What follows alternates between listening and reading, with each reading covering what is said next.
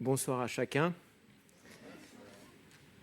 Alors j'ai mis exprès cette chemise pour que, en fait, elle n'est pas clignotante, mais c'est exprès pour que vous la voyez bien, que vous endormiez pas. Vous voyez, je bouge. Non, mais chez moi, chaque chemise a une histoire. Vous vous souvenez de la chemise rose dont je vous avais parlé? Cette chemise-là, en fait, c'est ma belle-sœur qui me l'a commandée du Sénégal. Et en fait, j'en avais déjà une. Et j'étais dans le train et il y a une dame africaine qui s'approche et qui me dit « Vous avez vraiment une très belle chemise ».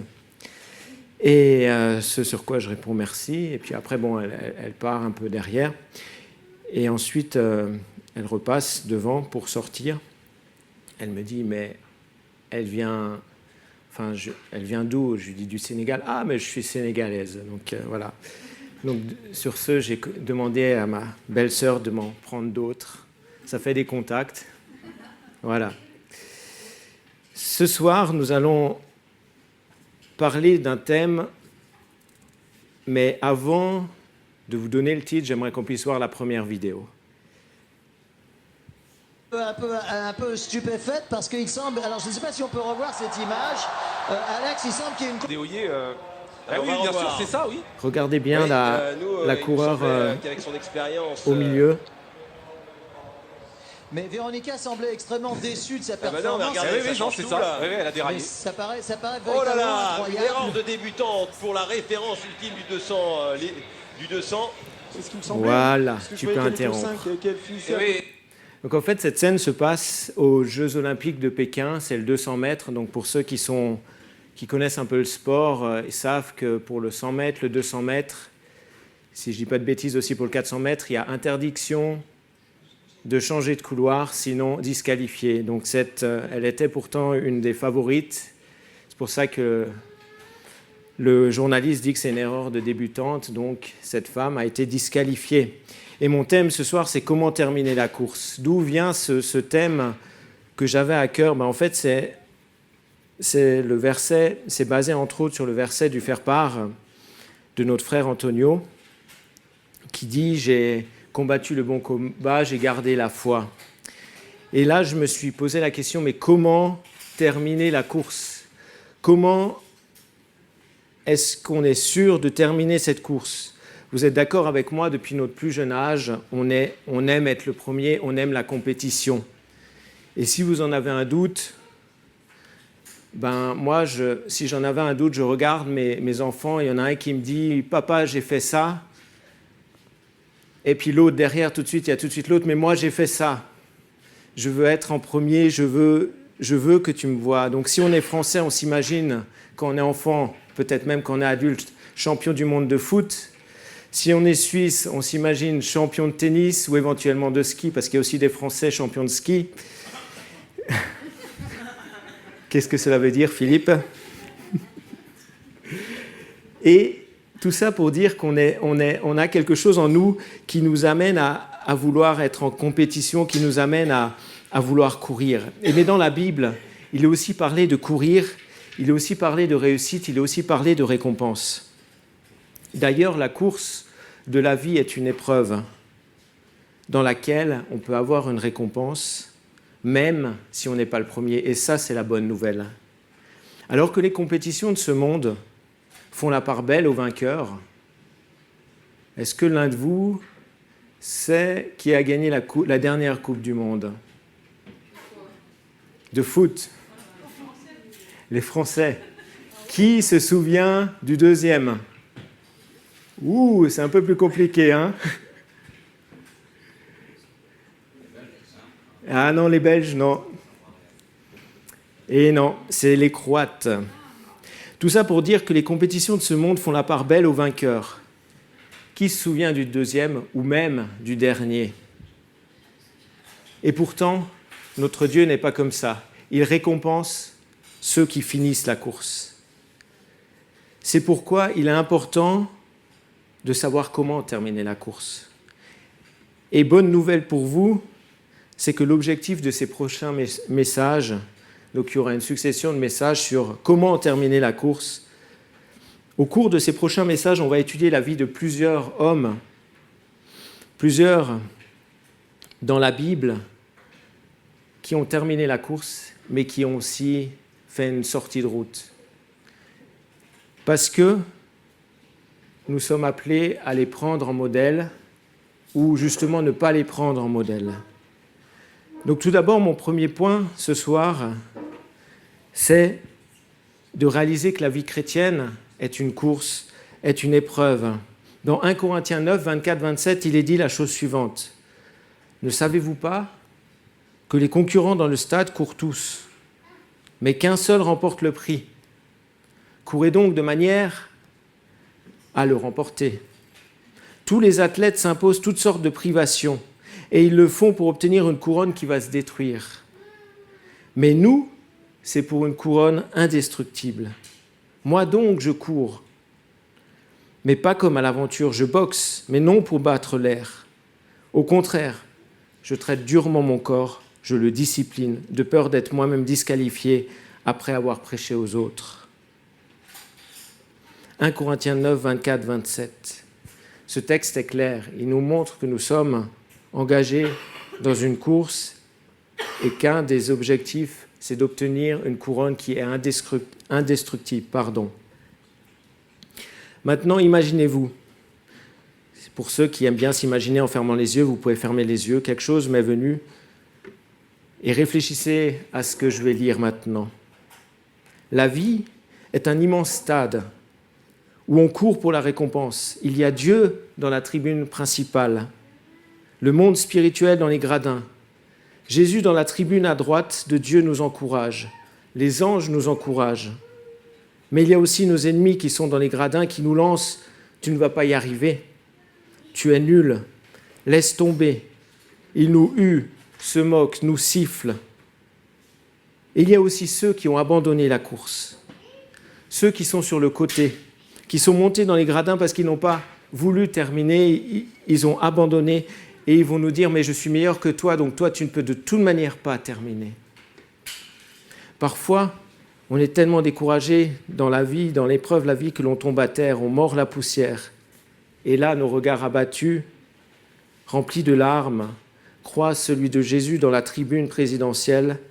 Son regard rempli d'amour, de joie, de compassion nous redonne de l'énergie pour aller de l'avant. Parfois encore, on est blessé dans la course, alors que nos ennemis, quels qu'ils soient, se moquent. Jésus lui-même descend et nous relève, nous soigne et nous remet sur la piste. Finalement, on atteint l'objectif tant attendu, ce pourquoi l'on a travaillé, ce pourquoi l'on a lutté, fait des sacrifices. Voilà la remise des médailles, des couronnes, on monte la tribune et on reçoit la récompense éternelle des mains de Jésus qui nous dit « Viens, fidèle serviteur, entre dans la joie de ton maître ». Cette couronne indestructible est sur notre tête. Et il y a une joie immense dans les gradins. Et ceux qui se moquaient ont disparu. Seule reste la clameur de la victoire dans la présence de Jésus. On peut lancer la deuxième vidéo.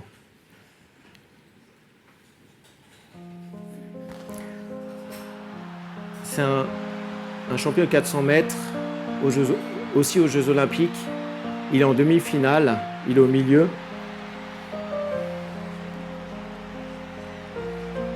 Quand vers les 200 mètres, il va sentir une déchirure aux ischio-jambiers. Pour ceux qui savent. Et c'était le favori.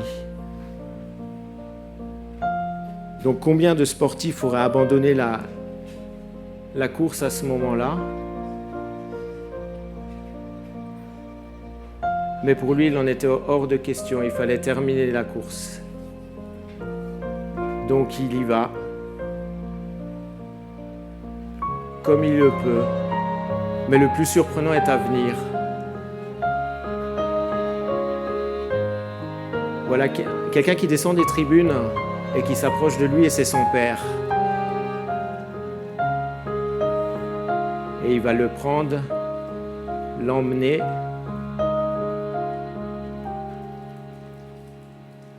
jusque la ligne d'arrivée.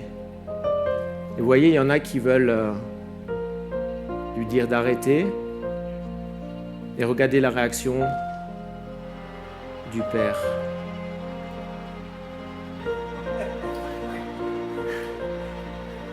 Et ils vont continuer.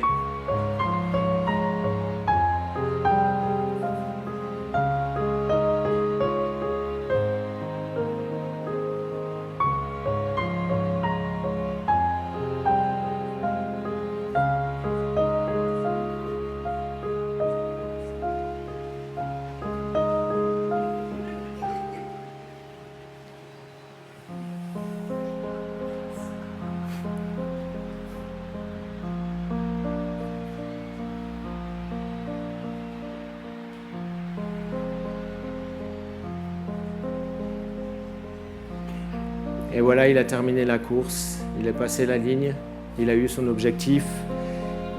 Et je ne sais pas si on le voit dans cette vidéo, mais tout le monde dans le stade s'est levé pour applaudir.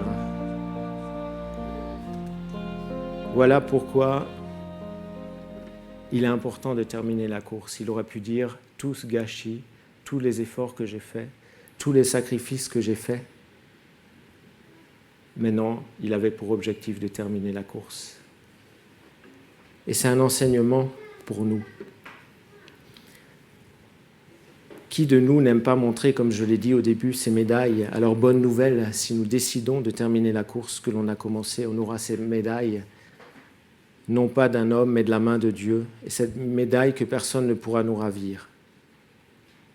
Alors, voici quelques réflexions. Il est tout d'abord important de comprendre une chose, c'est que pour être médaillé, il faut commencer à courir.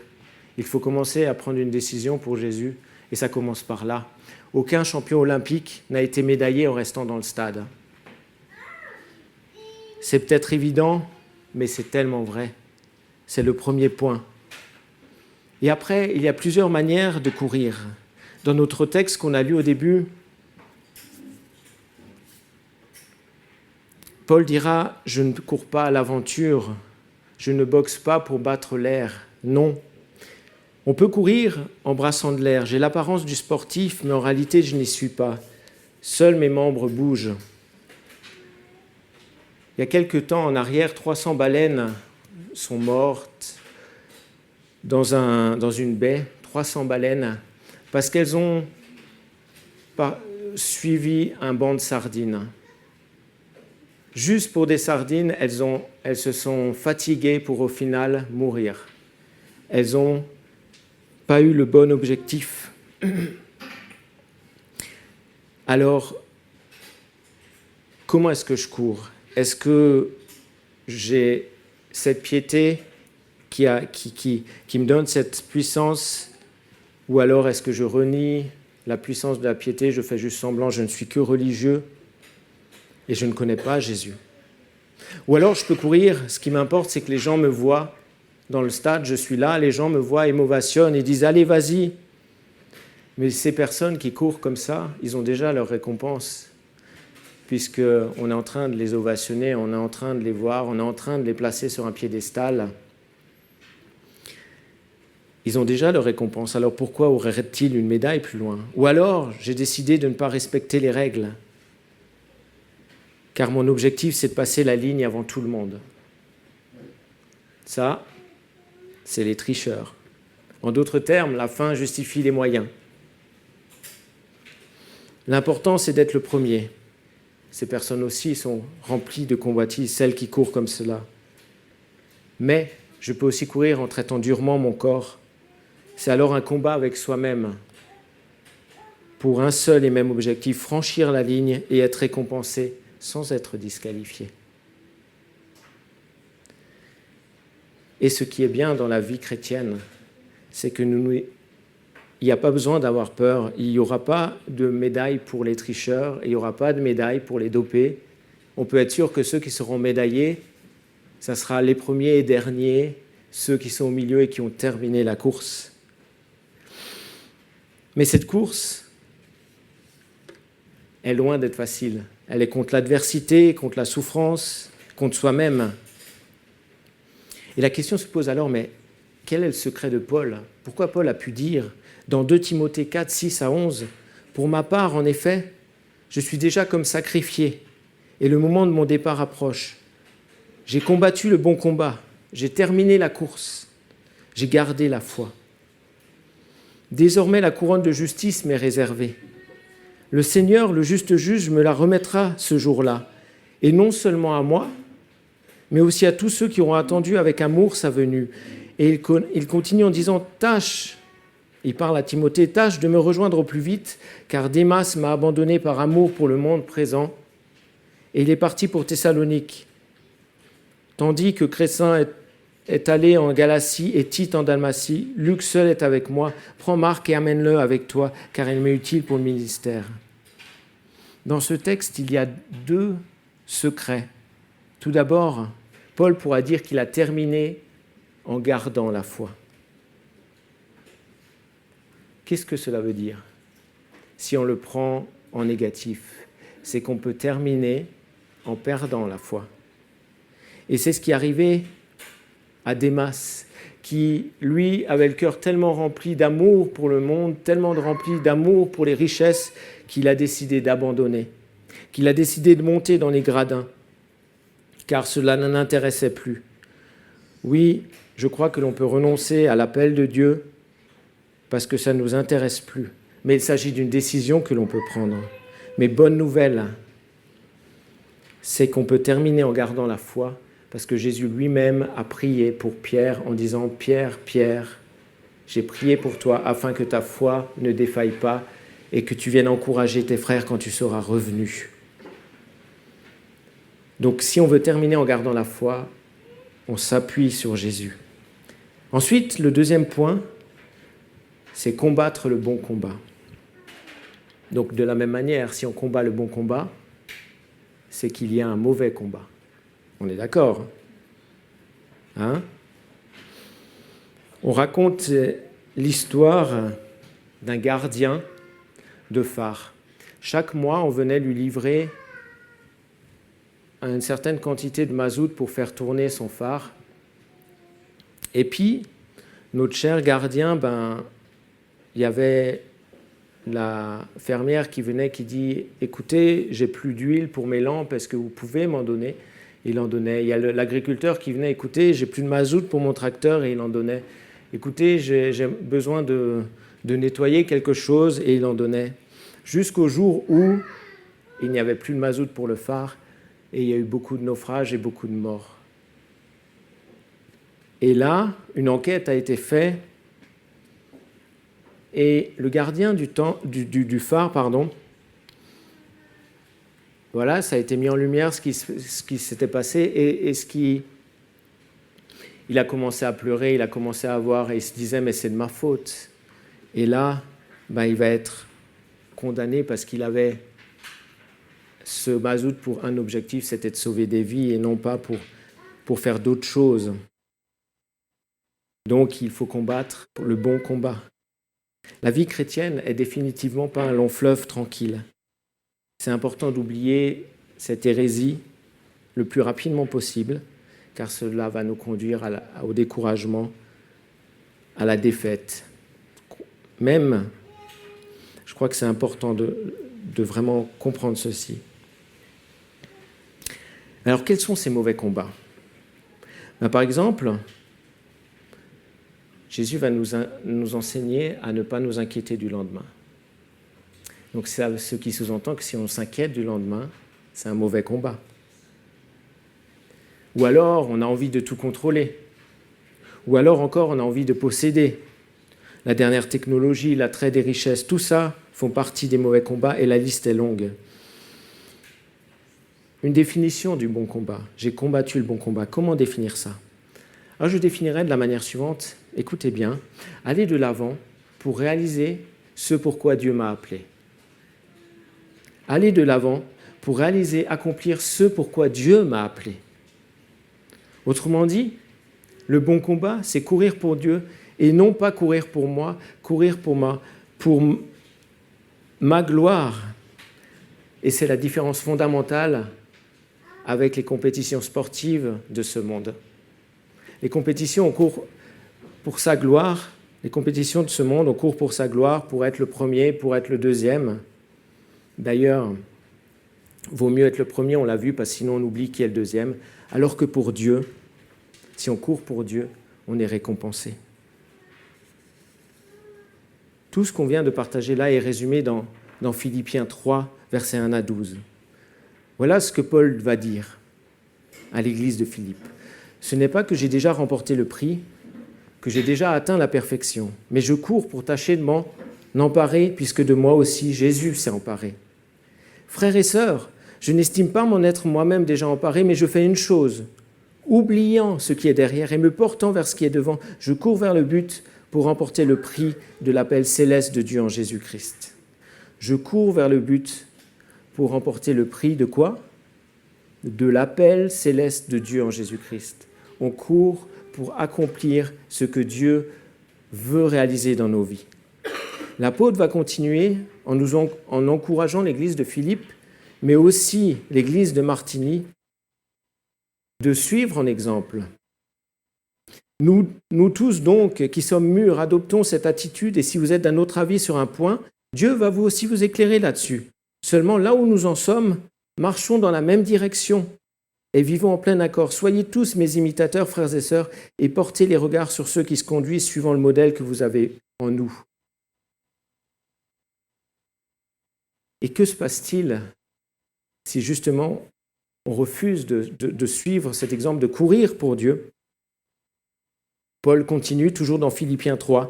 Il dit « En effet, beaucoup se conduisent en ennemis de la croix de Christ. Je vous en ai souvent parlé d'eux, et je le fais maintenant encore en pleurant. Leur fin, c'est la perdition. Ils ont pour Dieu leur ventre, ils mettent leur gloire dans ce qui fait leur honte, ils ne pensent qu'aux réalités de ce monde.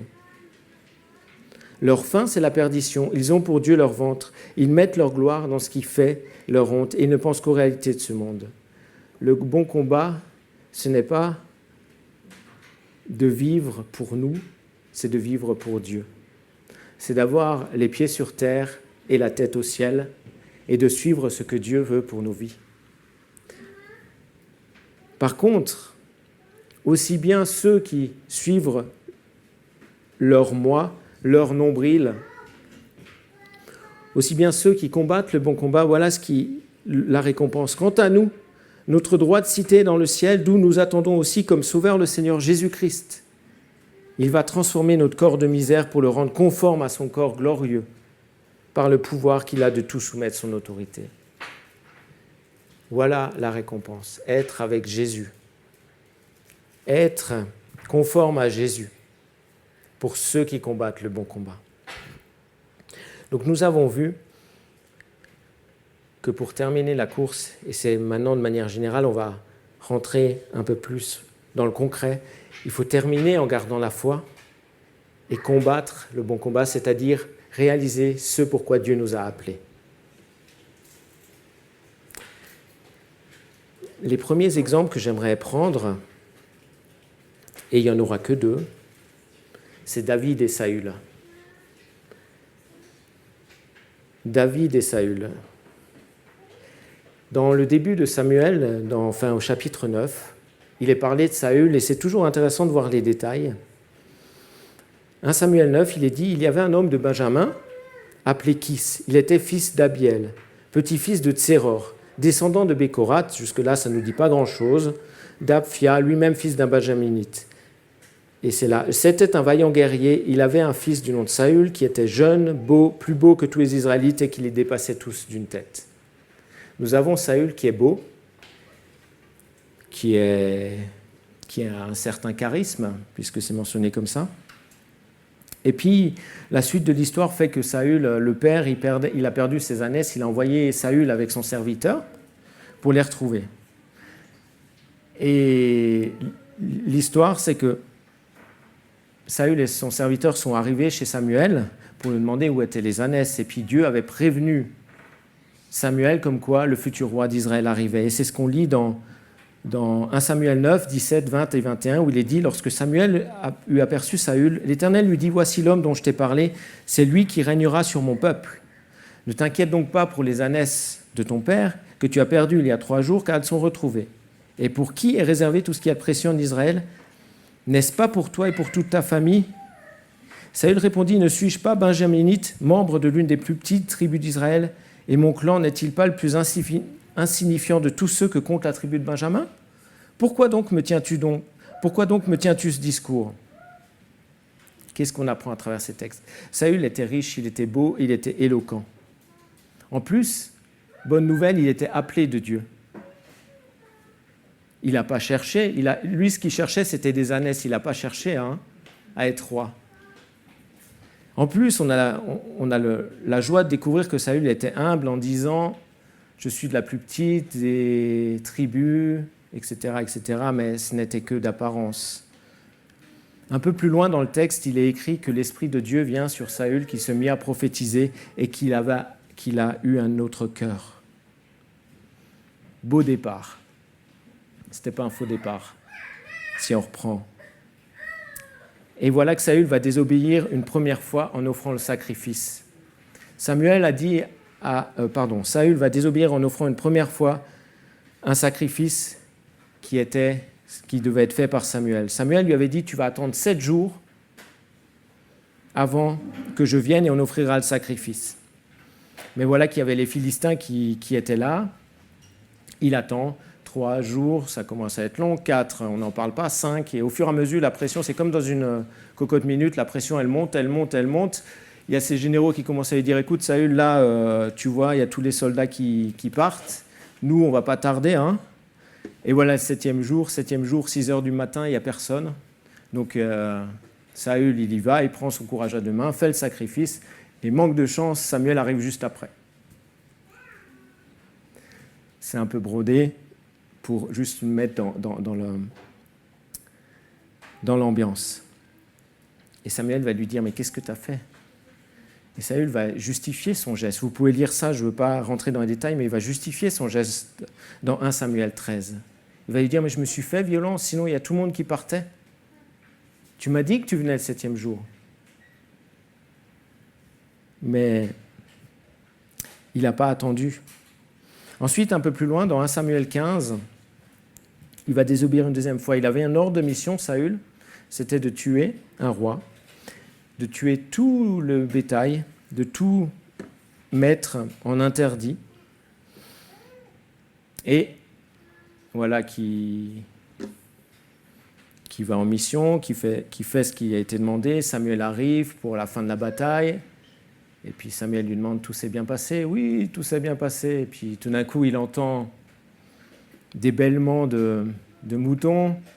Il lui dit, mais c'est quoi ce bruit que j'entends? Ah, ben, c'est les quelques bêtes qu'on a gardées pour toi et pour Dieu. Et là, Samuel va se fâcher il va vraiment se fâcher, il va lui dire, l'Éternel trouve-t-il autant de plaisir dans les holocaustes et les sacrifices que dans l'obéissance à sa voix? Non. L'obéissance vaut mieux que les sacrifices et l'écoute attentive vaut mieux que la graisse des béliers. Oui, la révolte est aussi coupable que la divination, et la résistance au Seigneur est aussi fautive que le recours au téraphim, puisque tu as rejeté la parole de Dieu, il te rejette, lui aussi comme roi. Et voilà, notre ami Saül, qui a bien commencé, se retrouve hors jeu. Pourquoi? À travers ces deux récits, et je vous invite à les étudier un peu plus précisément chez vous, on voit que Saül avait peur du qu'en dira-t-on. Il ne faisait absolument pas confiance à Dieu. D'ailleurs, il ne le connaissait pas réellement, car il va détourner l'ordre de Dieu de tuer le bétail en disant c'est pour les sacrifices de Dieu. C'est pour l'offrir en sacrifice à Dieu.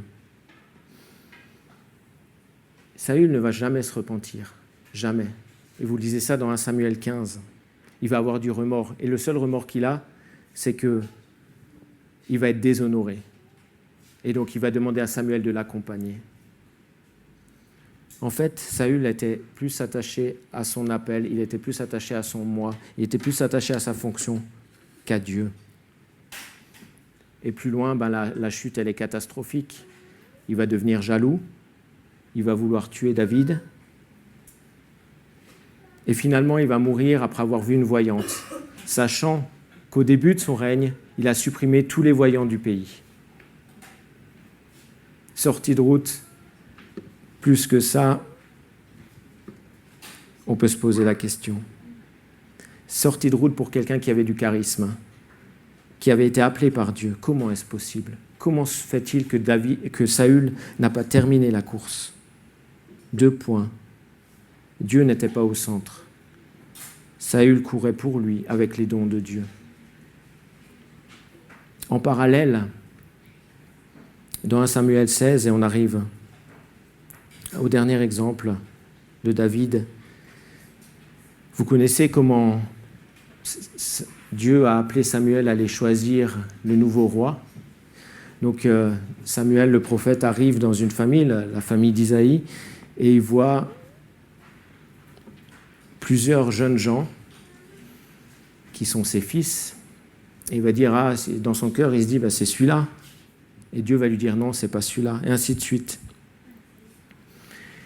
Il y a un problème, parce que les fils sont là, alors Samuel va lui dire, mais ils sont tous là, tes fils? Isaïe, non, on a notre petit là qui nous garde les moutons. Samuel va demander d'appeler. Et il est dit que David était roux avec de beaux yeux et une belle apparence. Un peu comme Saül.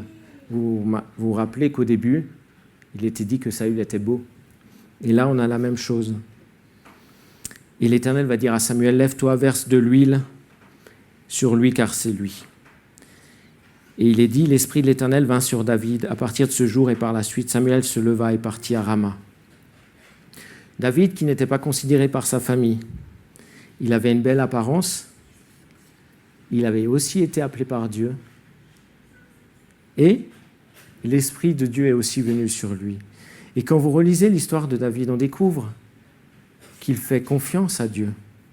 Dans ses erreurs, vous relisez le psaume 51, on voit tout simplement qu'il sait se repentir devant Dieu. Il ne va pas avoir des remords. Il va dire, c'est contre toi, Dieu, que j'ai péché. Et il va terminer sa course. Il y aura des sorties de route, mais Dieu va le remettre dedans parce qu'il saura se repentir. Il a une relation avec Dieu. Mais où est son secret ? Et c'est vrai qu'en racontant les histoires avec mes petits de David et tout ça, pendant que Saül avait cette première partie où il était roi, David était seul, il gardait les moutons, il n'y avait rien d'intéressant. Mais moi, je l'imagine en train de prendre son déjeuner, son dîner, son souper, quand il entend des brebis commencer à faire du bruit, il entend des grondements, il se lève. La première fois, il a dû se dire « Oh là là, qu'est-ce que je vais faire ?» Parce qu'il y a un ours qui attaque. Et il va dire à Dieu, écoute, il n'y avait que Dieu avec lui. Il va dire, écoute, je ne sais pas quoi faire. Et il va y aller. Mais Dieu était avec lui. La deuxième fois, et je m'imagine David en train de, le soir, là, il n'y avait que lui et Dieu, avec sa harpe, en train de voir les étoiles et de chanter. Et à travers ce moment-là, David, il a développé quelque chose que Saül n'a jamais développé. C'est une relation avec Dieu. David connaissait Dieu. Saül ne l'a pas connu. C'est pourquoi David a terminé sa course, alors que Saül a fait une sortie de route. En guise de conclusion, la première des clés pour terminer la course, c'est d'avoir une relation avec Dieu, sans quoi on risque de terminer dans le fossé. La deuxième des clés, faire confiance à Dieu, est nécessaire pour terminer la course. Et n'oublions pas, comme le père sur la vidéo qui est venu aider son fils, si on a besoin d'aide, Jésus descend et il nous aide à terminer la course. Je vous invite à prier.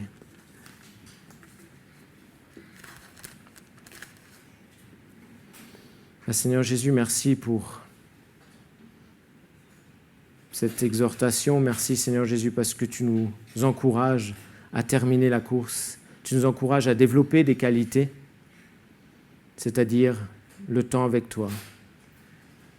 Et Seigneur Jésus, tu nous appelles vraiment à prendre exemple sur ceux qui ont terminé.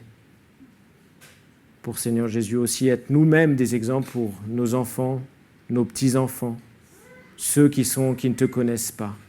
Seigneur, un grand merci, parce que tu es là pour nous entourer et nous aider à aller de l'avant. Amen.